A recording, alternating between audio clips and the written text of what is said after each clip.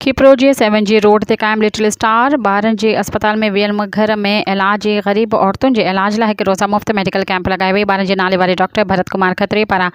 पंहिंजी clinic little star अस्पताल में वियम घर में औरतुनि जी बीमारी जे माहिर लेडी डॉक्टर राबिया सिद्दीक़ 500 खां मथे मरीज़ औरतुनि जो चेकअप करे औरतुनि जे मुख़्तलिफ़ बीमारियुनि जी मालूमात वरिती ऐं मशवरा ॾिना ऐं इलाज कयो। मुफ़्त में दवाऊं पिणु ॾिनियूं वयूं, जिते ॿारनि जे डॉक्टर भरत कुमार खत्री मीडिया सां ॻाल्हाईंदे चयो त हिते असां पारां थोरे टाइम में औरतुनि ऐं ॿारनि जे मुफ़्त इलाज लाइ 20 कैंपूं लॻाए चुका आहियूं, जिन में बहिराड़ी तोड़े शहर जे ग़रीब औरतुनि में ॿारनि जो चेकअप करे खेनि मुफ़्त में दवाऊं ॾिनियूं आहिनि। हुन चयो त जीअण जो असल मज़ो ई ॿियनि जी ख़िदमत करण में आहे। असां हिकिड़ी गाइनी जी कैंप लॻाई आहे जंहिंमें मुफ़्त डॉक्टर जी ट्रीटमेंट आहे ऐं ख़ासि तौर ते चेकअप में फ्री रखियो आहे। अॼोकी ॾींहुं जेकॾहिं का नॉर्मल लेबर अचे थो त असां कोशिशि कई आहे त उहो बि फ्री ऑफ कॉस्ट असीं लेबर नॉर्मल डिलीवरी करायूं ऐं पहिरीं बि इन क़िस्म जी कैंप्स लॻियूं आहिनि, इनशाला अॻिते बि लॻंदियूं रहंदियूं त जीअं ग़रीब माण्हू खे केतिरो फ़ाइदो थी सघे